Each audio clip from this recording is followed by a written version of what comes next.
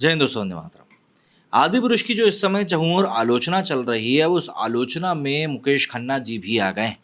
मुकेश खन्ना जी, जिन्होंने कि महाभारत में पितामह भीष्म की भूमिका निभाई थी। इसके अलावा शक्तिमान के तौर पर तो हम उनको जानते ही हैं। आर्यमान करके भी एक सीरियल आया था, पर उसके बारे में ज़्यादा लोग नहीं जानते। दरअसल इनके अलावा रामानंद सागर जी, जिन्होंने कि सन 87 में रामायण का निर्माण किया था टीवी सीरियल का, उनके सुपुत्र ने भी अब इसके ऊपर अपने बातें रखी, जिनको कि हम इस वीडियो में जानने की कोशिश करेंगे। शुरुआत करते हैं मुकेश खन्ना जी के साथ। तो देखिए, वेटरन एक्टर मुकेश खन्ना ने आदि पुरुष पर अपनी प्रतिक्रिया दी है। मुकेश जी ने कहा है कि यह फिल्म रामायण के साथ एक भयानक मजाक है। मुकेश जी बोले कि इस फिल्म को देखने के बाद ऐसा लगता है कि डायरेक्टर ओम राउत को रामायण की बिल्कुल भी जानकारी नहीं। वहीं राइटर मनोज मुंतशिर जी को बुद्धिजीवी राइटर कहते हुए मुकेश जी ने कहा कि उन्होंने तो रामायण को कलयुग में बदल दिया। सोमवार को मुकेश के अलावा कई और एक्टर्स ने भी फिल्म को लेकर अपने बयान दिए हैं। सभी ने आदि पुरुष पर कड़ी प्रतिक्रिया जताई है। मुकेश खन्ना जी ने अपने यूट्यूब चैनल पर एक वीडियो शेयर करते हुए फिल्म पर बात की। वे बोले कि फिल्म में मनोज मुंतशिर द्वारा लिखे हुए बेहद बेहुदा डायलॉग सुनकर तो ऐसा लगता है कि इस फिल्म का अब तक लिखी गई किसी भी रामायण से कोई लेना देना है ही नहीं। मुकेश जी ने आगे कहा कि रामायण के लिए आदि पुरुष से बड़ा कोई अपमान नहीं हो सकता।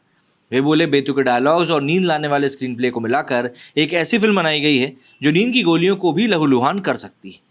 मुकेश जी ने इस वीडियो में यह भी कहा कि फिल्म को देखकर इतना तो साफ है कि ओम हॉलीवुड की फिल्म मेकिंग से इंस्पायर्ड थे, और अगर आपको सिनेमैटिक लिबर्टी चाहिए तो आपको एक फिक्शनल फिल्म बनानी चाहिए। पर आपने भगवान की छवि के साथ मजाक करते हुए आदि पुरुष बनाई, जो कि रामायण के साथ एक भयानक मजाक है।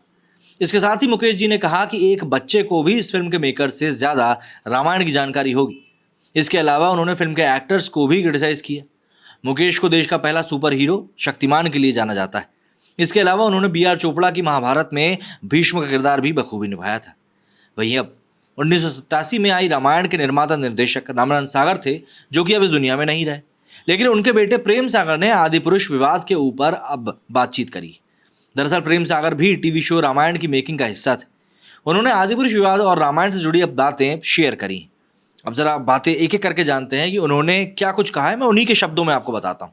उन्होंने कहा कि मैंने आदि पुरुष नहीं देखी, लेकिन इसके टीजर और ट्रेलर को मैंने ज़रूर देखा है। मैं इतना ज़रूर कहूँगा कि फिल्म रिलीज के बाद इसके डायलॉग के बारे में सुना, लंका लगा दूंगा, जलेगी भी तेरे बाप की, इन जैसे डायलॉग्स रामायण की सीधे तौर पर बेइज्जती करते हैं। मेरी आत्मा रामायण में ऐसे शब्द सुनकर दुखी हो गई। अगर उन्होंने मॉडर्न रामायण बनाई है तो इतनी हद से ज़्यादा क्रिएटिव लिबर्टी लेना बिल्कुल भी सही नहीं है। मेरे पिताजी रामानंद सागर जी ने जब रामायण शो बनाया तो उन्होंने भी काफ़ी क्रिएटिव लिबर्टी ली थी, लेकिन वो कभी अपने दायरे से बाहर नहीं गए। उन्होंने वाल्मीकि रामायण से लेकर 14 अन्य रामायणों को पढ़ा और हर डिटेलिंग के बारे में अच्छे से सोच विचार कर ही आगे बढ़े। भाषा पर तो उनका सबसे ज़्यादा जोर था कि कहीं कोई गलती ना हो जाए। इसके लिए उन्होंने धर्मवीर भारती जी को बुलाया था। कई स्कॉलर्स के साथ मीटिंग करी थी। वे बहुत तैयारी और जिम्मेदारी से हर एक एपिसोड शूट करते थे, क्योंकि वो रामायण की गरिमा और उसके महत्व से अच्छे से वाकिफ थे। इतना फूक फूक कर कदम रखने के बावजूद वो विवादों से बच नहीं पाए थे। सीरियल के कुछ सीक्वेंस पर आपत्ति के चलते उन्हें कई बार कोर्ट केस का सामना करना पड़ा। एक केस तो 10 साल तक चला था, और इसी वजह से रामायण जैसे हिंदू ग्रंथों का मजाक उड़ाना सही नहीं है। फिल्म में क्रिएटिव लिबर्टी लिए जाने से दिक्कत नहीं है, लेकिन ये इतनी भी ज़्यादा ना हो कि आप रामायण जैसे महाग्रंथ का ही अपमान कर दें। उन्होंने आगे कहा कि लोग धर्म से खिलवाड़ बिल्कुल भी पसंद नहीं करते। आपको एक किस्सा बताता हूँ। जब रामायण का प्रसारण हो रहा था तो एक एपिसोड में राम और भरत के बीच में फिल्माया गया एक दुखी सीक्वेंस देखकर एक दर्शक की तबीयत इतनी खराब हो गई कि वो कोमा में चला गया। कुछ दिनों बाद उसे होश आया तो डॉक्टर भी उसकी हालत देखकर बेहद चिंतित हो गए। उन्होंने पिताजी का नंबर तलाशा और उन्हें फ़ोन कर कहा कि आप राम और भरत के सीरियल में खुश दिखा देंगे तो इनकी हालत सुधर सकती है। पिताजी ये बात सुनकर चौंक गए। उन्हें इस बात का कतई अंदाज़ा नहीं था कि उनके टीवी शो का दर्शकों पर इस कदर असर पड़ रहा है। वो इमोशनली इससे इतना जुड़ चुके हैं। डॉक्टर से बात करके पिताजी ने कहा कि मैंने अब तक राम भरत का वो सीक्वेंस शूट नहीं किया है, लेकिन मैं जैसे ही कर लूँगा आपको बता दूंगा। उन्होंने वो सीन शूट करके उस व्यक्ति को फ्लाइट की टिकट देकर मुंबई बुलाया और वो सीन दिखाया। इसके बाद उस व्यक्ति की सेहत में सुधार आया। इस बात से ये साबित होता है कि लोग धर्म को लेकर आखिर कितने ज़्यादा पॉजिटिव। वहीं आदि पुरुष के वीएफएक्स की काफ़ी चर्चा हो रही है। उन्होंने कहा कि 1987 में वीएफएक्स वगैरह तो नहीं था। मैं खुद रामायण के स्पेशल इफेक्ट्स की टीम को हैंडल करता था। तब हम स्पेशल इफेक्ट्स यूज़ करते थे, जिसके लिए स्पेशल इफेक्ट जनरेटर यानी कि सोनी SEG 2000 इस्तेमाल करते थे। हम क्रोमा इफेक्ट्स जैसे कि ग्रीन स्क्रीन, ब्लू स्क्रीन की मदद से इफेक्ट्स बनाते थे। इसके अलावा ग्लास मैपिंग, मिनिएचर्स बनाते थे, जैसे दशरथ का महल मिनिएचर की मदद से ही बनाया गया था। हमने सब वही तकनीक यूज़ की थी जो 1932 से 1960 तक के दौर में बाबू भाई मिस्त्री यूज़ करते थे। बाबू भाई रामायण के स्पेशल इफेक्ट्स से कंसल्टेंट भी थे और इंडिया में ट्रिक फोटोग्राफी का श्रेय कहीं ना कहीं उन्हीं को जाता है। आदिपुरुष तो 600 करोड़ में बनी है, तो 36 साल पहले रामायण टीवी शो का बजट क्या था? इस सवाल के जवाब में प्रेम सागर जी बोले, ₹1.25। मैंने चौंक कर उनसे पूछा, 1.25 करोड़? तो बोले नहीं, ₹1.25। मैंने कहा भाई वो कैसे? तो ये बोले क्योंकि रामायण को पैसों से नहीं तोला जा सकता। आपने पूछा इसलिए ₹1.25 बता रहा हूँ, क्योंकि हम जब इसका निर्माण कर रहे थे तो कभी बजट पर ध्यान नहीं दिया, सब खुद ब खुद बनता चला गया। यह आस्था की बात है, धर्म और सनातनता की बात है, इसे रुपए पैसे में नहीं तोला जा सकता। आज भले ही आदिपुरुष के बॉक्स ऑफिस कलेक्शन की बात हो रही है, लेकिन करोड़ों के कलेक्शन के पीछे की अलग ही कहानी होती, तो उस पर कमेंट करना सही नहीं होगा।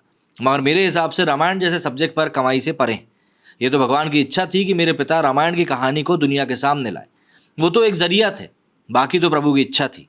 एक बार का किस्सा और है। पिताजी एक दिन बहुत परेशान थे, वे सुबह उठकर शूट पर जाने से पहले बेचैन थे। उन्होंने मुझसे कहा कि शूटिंग पर जाना है, लेकिन मैंने आज शूट होने वाले एपिसोड के डायलॉग नहीं लिखे। बिना डायलॉग के आखिर शूटिंग कैसे करूंगा? वो हमारे घर सागर विला में काफ़ी चिंतित होकर इधर उधर भटक रहे थे। तभी उनसे मिलने के लिए एक व्यक्ति आया जो साधु के वेश में था। उसने पिताजी से मिलने की इच्छा जताई। स्टाफ ने पिताजी को इस बारे में बताया तो वे उनसे मिलने के लिए अपने कमरे से बाहर आए। उस साधु ने मिलकर पिताजी को बहुत आशीर्वाद दिया। थोड़ी देर बाद बहुत अच्छी बातचीत हुई, लेकिन अचानक से वो साधु एग्रेसिव हो गए और गुस्सा दिखाने लगे। सब परेशान हो गए कि अचानक आखिर उन्हें हो क्या गया। फिर उस साधु ने कहा कि तुम्हें क्या लगता है तुम रामानंद सागर रामायण बना रहे हो? ये तो भगवान राम की इच्छा है, तुम केवल अपना काम करो बस, और किसी चीज़ की चिंता मत करो। इसके बाद पिताजी सेट पर गए और उन्होंने डायलॉग ना लिखने की नर्वसनेस छोड़ी और सब खुद ब खुद होता चला गया। उस दिन बहुत अच्छे से शूटिंग हो गई। हम नहीं जानते थे कि वो साधु कौन थे, लेकिन ऐसा लगा जैसे वो भगवान का कोई संदेश लेकर हमारे पास आए थे कि घबराओ नहीं, रामायण को देश दुनिया के लोगों तक पहुंचाओ। दरअसल दूरदर्शन पर पहली बार 87 एपिसोड वाले रामायण का प्रसारण 25 जनवरी 1987 को शुरू हुआ था और आखिरी एपिसोड 31 जुलाई 1988 को लाइव हुआ था। ये सीरियल रोज सुबह 9:30 बजे आता था। सीरियल में अरुण गोविल ने राम जी, दीपिका चिखलिया जी ने सीता माता, अरविंद त्रिवेदी ने रावण, सुनील लहरी ने लक्ष्मण और दारा सिंह ने हनुमान जी की भूमिका निभाई थी। सीरियल की पॉपुलैरिटी इतनी बढ़ गई थी कि जब भी ये टीवी पर आता था तो हर जगह सन्नाटा छा जाता था। घरों के बाहर कर्फ्यू जैसे हालात हो जाते थे और खुद रामानंद सागर को विश्वास नहीं हुआ था कि उनका बनाया हुआ सीरियल इतना ऐतिहासिक बन चुका है। वहीं आज 600 करोड़ में बनी आदिपुरुष बॉलीवुड की सबसे महंगी फिल्मों में से एक है। इसमें प्रभास ने भगवान श्री राम, कृति सेनन ने माता सीता और सैफ ने रावण की भूमिका निभाई। फिल्म ने पहले दिन काफ़ी अच्छा बिजनेस किया, लेकिन अब इसका बिजनेस दिनों दिन नीचे की तरफ ही जाता जा रहा है, जो कि एक चिंता का विषय है। क्या कहना है आप लोगों का इस बारे में? कमेंट करके जरूर बताइएगा। मेरे इस वीडियो में फिलहाल इतना ही। जय हिंद, जय भारत।